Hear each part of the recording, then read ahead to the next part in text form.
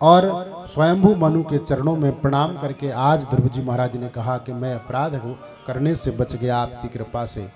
और आचार्य सुखदेव भगवान राजा परीक्षित से कहते हैं कि ध्रुव जी महाराज तुरंत उसी वक्त अपने बड़े पुत्र उत्कल को बुला करके राजा अभिषिक्त कर दिया है।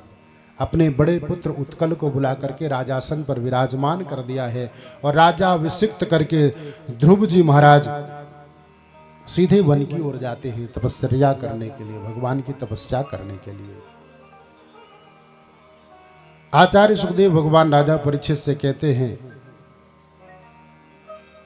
ध्रुव जी महाराज के पुत्र उत्कल हुए, उत्कल महाराज के पुत्र अंग, अंग के वेन और वेन के हविर ध्यान, अंतर ध्यान प्राचीन बरही। राजा प्राचीन बरही परम प्रतापी राजा है, लेकिन मानव के जीवन में कभी कभी भूल हो जाया करती है, अज्ञानतावश, नासमझवश। वही अज्ञानता के कारण राजा प्राचीन बरही ने भी भूल कर दिया। 99,000 यज्ञ का संकल्प ले लिया राजा प्राचीन बरही ने कि मैं 99,000 यज्ञ करूंगा, और उन्होंने प्रारंभ कर दिया। ध्रुव जी महाराज के वंशज है राजा प्राचीन बरही, और 99,000 यज्ञ का संकल्प ले लेते हैं और संकल्प कर लेते ही यज्ञ प्रारंभ कर देते हैं। ब्राह्मणों को बुलवाया, यज्ञ प्रारंभ किया, लेकिन उन्होंने एक अपराध ये कर दिया कि वेद में लिखा पशुम आलभेत, यज्ञ में उन्होंने घोड़े और बकरों की बलि देना प्रारंभ कर दिया। अज्ञानतावश, नासमझवश यज्ञ तो कर रहे हैं, लेकिन उन्होंने ये अपराध कर दिया और असंख्य घोड़ों और बकरों की बलि दे दिया है राजा प्राचीन बरही ने। भगवान श्रीमन नारायण ने देवर्षि नारद को आदेश किया है कि जाओ प्राचीन बरही को उसको सद्मार्ग की शिक्षा प्रदान करो। और राजा प्राचीन वर जी के दरवाजे पर यज्ञशाला में देवर्षि नारद का आगमन हुआ। देवर्षि नारद ने खूब समझाया कि राजन, आप ये जो कार्य कर रहे हैं, जो सत्कर्म की बात आप कह रहे हैं, यज्ञ की बात आप कह रहे हैं, क्या आप सचमुच में नियम विधि विधान पूर्वक यज्ञ कर रहे हैं क्या? आप तो घोर अपराध कर रहे हैं, निरपराध जीवों की हत्या कर रहे हैं आप यज्ञ के माध्यम से, और आपने असंख्य जीवों की हत्या की है, इसका प्रायश्चित आपको भोगना पड़ेगा। तो सम्मत यज्ञ किया है। और हमारे शास्त्र में आपने देखा होगा, ब्राह्मण लोग जब यज्ञ करवाते हैं उसमें बलि की परंपरा है, लेकिन किसकी परंपरा है? जिस फल से पेठा बनता है, आप लोग बरी बनाते हैं, उसको हमारे शास्त्र में अज कहते हैं। अज यानी बकरा होता है, उसको बकरे की संज्ञा दी गई है शास्त्रों में। जिसका पेठा बनता है, बरी बनाते हैं आप, इसलिए आप माताएं बहनें कभी किसी को न देती हैं और न कोई उसको मांगता है। ऐसी परंपरा है, आप जानते होंगे। तो कहने का तात्पर्य वो फल हमारे शास्त्रों में आज भी परंपरा है। आचार्यगण बलि जब दिलवाते हैं यज्ञादि कर्म में, तो उस फल की बलि दिलवाते हैं, उसी को शास्त्र में अज कहते हैं। और अज माने बकरा होता है, और हम आप साधारण बकरा समझते हैं। यही भूल राजा प्राचीन बरही ने किया। उस फल की बलि देने की बात शास्त्र में कही गई, लेकिन राजा प्राचीन बरही जीव को अज मान करके, बकरा मान करके बकरे की बलि दिलवाने लगे, घोड़ों की बलि दिलवाने लगे। देवर्षि नारद ने समझाया, बताया, राजा प्राचीन बरही को ज्ञान हुआ, और देवर्षि नारद ने अपनी तपस्या के प्रभाव से राजा प्राचीन बरही को स्पर्श किया और बोला, आकाश मार्ग में नेत्र उठा करके देखो, जितने जीवों की तुमने हत्या की है, सारे जीव तुम्हारी प्रतीक्षा कर रहे हैं भक्षण करने के लिए।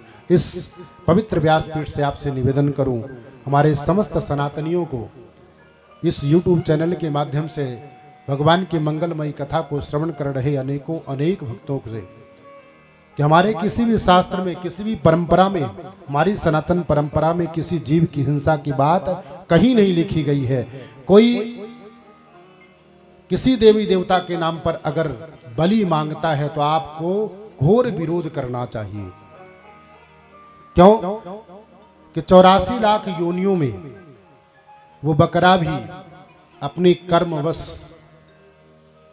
बकरे की योनि में जन्म लिया है, उसको भी जीने का अधिकार है, उसको भी कुटुंब परिवार है, उसकी भी माँ है, उसके भी रक्त में, शरीर में रक्त है, प्राण है, और अपनी भोग को भोगने के लिए, अपनी योनि का भोग भोगने के लिए, अपने कर्मों का भोग भोगने के लिए अवतरित हुआ है। हमारा आपका कर्तव्य है कि हम अगर उसको बचा नहीं सकते तो मारना नहीं चाहिए, वो भी किसी देवी देवता के नाम से, किसी नासमझ व्यक्ति के कहने से। अरे भैयाओ, वो जमाना गया और आज पढ़ लिख करके हम आप अज्ञानी बन रहे हैं। किसी मंदिर में, किसी देवालय में, किसी पंडा और पुजारी के द्वारा अगर जीव हिंसा की बात कही जाती है तो हमारा आपका परम कर्तव्य है कि उसका कठोरता से विरोध करना चाहिए। पर हम आप इतने स्वार्थ में अंधे हो जाते हैं कि वो पंडा अपनी जिह्वा के स्वाद के लिए और अपने इष्ट मित्रों के स्वाद, जिह्वा के स्वाद के लिए देवी के नाम से, देवता के नाम से बलि की बात कहता है, और हम अपने बच्चे की खुशी के लिए, अपने धन संपत्ति को आगे बढ़ाने के लिए, अपनी खदान को आगे बढ़ाने के लिए, हीरा प्राप्त करने के लिए पंडा कह देता है तुम हीरा की खदान लगाए हो, 2 बकरे चढ़ा दो, तुम्हें हीरा मिल जाएगा, तुम्हारा बालक ठीक हो जाएगा, तुम्हारी पत्नी ठीक हो जाएगी, तुमने बकरा नहीं दिया है, तुमने कभी, तुम्हारे पूर्वजों ने कहा था तुम जीव की हिंसा कर दो, बकरा चढ़ा दो, इस देवी के नाम से, काली के नाम से, शारदा के नाम से, दुर्गा के नाम से, बड़े देव बाबा के नाम से। आप जिस स्थान में बैठे हैं, ये एक समय था, आज से 18 वर्ष पूर्व आप सब समस्त क्षेत्रवासी बैठे हैं, इतने बकरे चढ़ते थे, आप सब जानते हैं। आज वही बड़े देव बाबा बकरा लेना बंद कर दिए? नहीं, देवी देवता कभी बकरा नहीं लेते, देवी देवता कभी जीव हिंसा नहीं लेते। वो पुजारी थे जिनको अपनी जिह्वा का स्वाद लेना था, वो स्वयं अपनी जिह्वा के स्वाद के लिए देवता के नाम पर, देवी के नाम पर बलि हत्या करवाते हैं, जीव हिंसा करवाते हैं, और पुजारी बदलते ही देवता शाकाहारी हो गए। ऐसा कैसे संभव है? नहीं, ऐसा नहीं है। अगर बकरा लेते होते, कोई भी देवी और देवता किसी जीव हिंसा को लेते होते तो बंद करने के बाद उनको शारीरिक कष्ट होता, लेकिन 18 वर्ष से आप देख रहे हैं कुछ नहीं बिगड़ा। बंद करवा दिया गया, पूर्ण बलि प्रथा का अंत कर दिया गया, नाना प्रकार की समस्याएं झेलनी पड़ी। इस बलि प्रथा का अंत करने में क्या क्या एक समुदाय, अनेकों समुदाय के द्वारा नाना प्रकार के प्रहार किए गए, बातें सुनाई गई, कही गई, फिर भी डट करके अड़े रहे कि बलि प्रथा नहीं होगी तो नहीं होगी। और भगवान की, बड़े देव बाबा की ऐसी कृपा हुई कि आज संपूर्ण बलि प्रथा का अंत हो चुका है। इसलिए हम आपको आगे आना होगा और इसका पुरजोर विरोध करना होगा, समझदार बनना पड़ेगा, शिक्षित बनना पड़ेगा कि कोई भी देवी देवता किसी जीव की हिंसा नहीं लेते। क्यों? ईश्वर अंश जीव अविनाशी, वो भी तो परमात्मा का अंश है।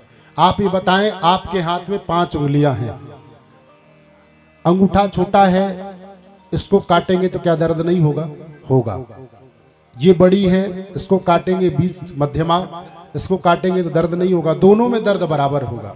तो इसका मतलब 84 लाख योनियों में अपने कर्म के वशीभूत होकर के, कर्म के कारण वो बकरे की योनि में जन्म लिया है तो परमात्मा का अंश। जिस प्रकार से मानव परमात्मा का अंश है, उसी प्रकार से वो जीव भी परमात्मा का अंश है। और उनको तो मैं देवी देवता ही नहीं मानता जो बलि लेते हैं, मैं कभी नतमस्तक नहीं होता। पर ऐसा है ही नहीं, कोई भी देवी देवता, कोई भी स्थान कभी बलि नहीं लेते। वो तो वो मानव लेता है, जो पुजारी बन करके बैठा है, जो पंडा बन करके बैठा है। उसका विरोध करना चाहिए हमको, आपको। सत्संग में आने का यही फल है और यही मतलब है। जीवन में एक बात भी अगर सत्संग की आप अपना लेंगे तो आपका कल्याण हो जाएगा। जो 3 घंटे का समय आप यहाँ बैठ करके व्यतीत कर रहे हैं, यहाँ से एक बातें भी आप लेकर के जाएंगे, वो आपका कल्याण करेंगे।